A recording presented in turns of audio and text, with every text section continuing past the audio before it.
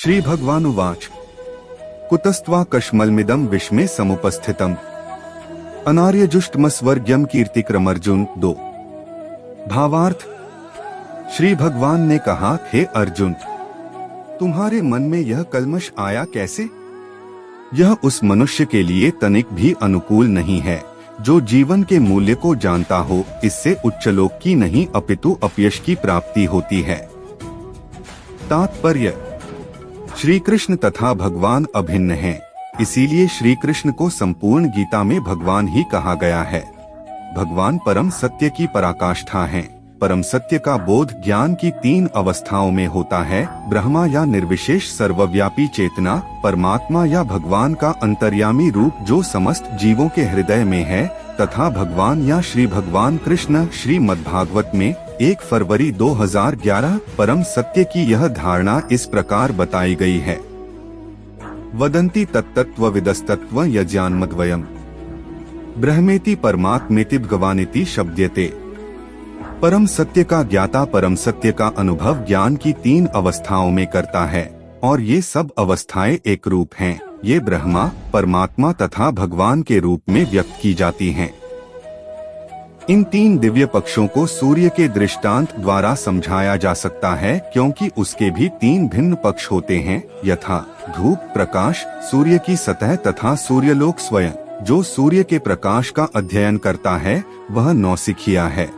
जो सूर्य की सतह को समझता है वह कुछ आगे बढ़ा हुआ होता है, और जो सूर्यलोक में प्रवेश कर सकता है वह उच्चतम ज्ञानी है। जो नौसिखिया सूर्य प्रकाश, उसकी विश्व व्याप्ति तथा उसकी निर्विशेष प्रकृति के अखंड तेज के ज्ञान से ही तुष्ट हो जाता है, वह उस व्यक्ति के समान है जो परम सत्य के ब्रह्म रूप को ही समझ सकता है। जो व्यक्ति कुछ अधिक जानकार है वह सूर्य गोले के विषय में जान सकता है, जिसकी तुलना परम सत्य के परमात्मा स्वरूप से की जाती है।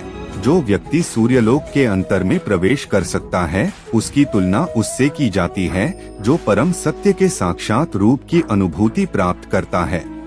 आठ जिन भक्तों ने परम सत्य के भगवान स्वरूप का साक्षात्कार किया है वे सर्वोच्च अध्यात्मवादी हैं।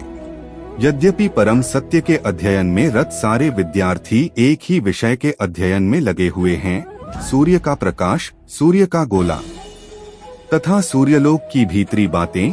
इन तीनों को एक दूसरे से विलग नहीं किया जा सकता। फिर भी तीनों अवस्थाओं के अध्येता एक ही श्रेणी के नहीं होते। संस्कृत शब्द भगवान की व्याख्या व्यासदेव के पिता पराशर मुनि ने की है: समस्त धन, शक्ति, यश, सौंदर्य, ज्ञान तथा त्याग से युक्त परम पुरुष भगवान कहलाता है। ऐसे अनेक व्यक्ति हैं जो अत्यंत धनी हैं, अत्यंत शक्तिमान हैं, अत्यंत सुंदर हैं और अत्यंत विख्यात, विद्वान तथा विरक्त भी हैं, किंतु कोई साधिकार यह नहीं कह सकता कि उसके पास सारा धन, शक्ति आदि है। एकमात्र कृष्ण ही ऐसा दावा कर सकते हैं, क्योंकि वे भगवान हैं। ब्रह्मा, शिव या नारायण सहित कोई भी जीव कृष्ण के समान पूर्ण ऐश्वर्यवान नहीं है। 8 ब्रह्म संहिता में स्वयं ब्रह्मा जी का निर्णय है कि श्री कृष्ण स्वयं भगवान हैं। न तो कोई उनके तुल्य है, न उनसे बढ़कर है। वे आदि स्वामी या भगवान हैं, गोविंद रूप में जाने जाते हैं और समस्त कारणों के परम कारण हैं।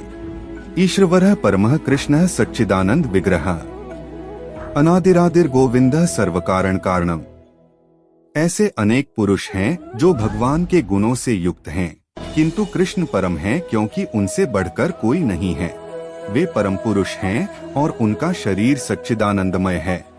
वे आदि भगवान गोविंद हैं और समस्त कारणों के कारण हैं। ब्रह्म संहिता 5.1। भागवत में भी भगवान के नाना अवतारों की सूची है। कृष्ण को आदि भगवान बताया गया है, जिससे अनेकानेक अवतार तथा ईश्वर विस्तार करते हैं।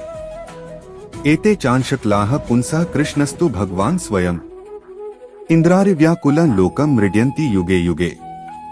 यहाँ पर वर्णित सारे अवतारों की सूचियाँ या तो भगवान की अंशकलाओं अथवा पूर्ण कलाओं की हैं, किंतु कृष्ण तो स्वयं भगवान हैं। भागवत 1 मार्च 1928। 8 कृष्ण आदि भगवान, परम सत्य, परमात्मा तथा निर्विशेष ब्रह्मा दोनों के अद्गम है। भगवान की उपस्थिति में अर्जुन द्वारा स्वजनों के लिए शोक करना सर्वथा अशोभनीय है। आथ कृष्ण ने कुतः शब्द से अपना आश्चर्य व्यक्त किया है।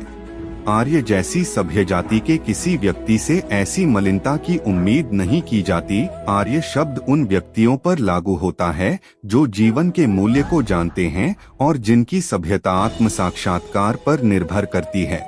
देहात्म बुद्धि से प्रेरित मनुष्यों को यह ज्ञान नहीं रहता कि जीवन का उद्देश्य परम सत्य विष्णु या भगवान का साक्षात्कार है।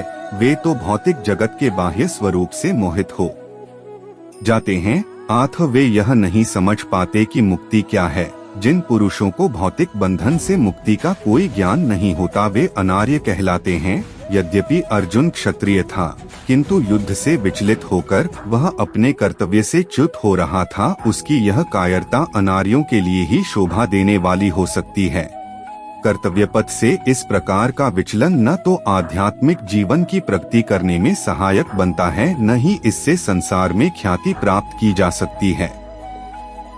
भगवान कृष्ण ने अर्जुन द्वारा अपने स्वजनों पर इस प्रकार की करुणा का अनुमोदन नहीं किया।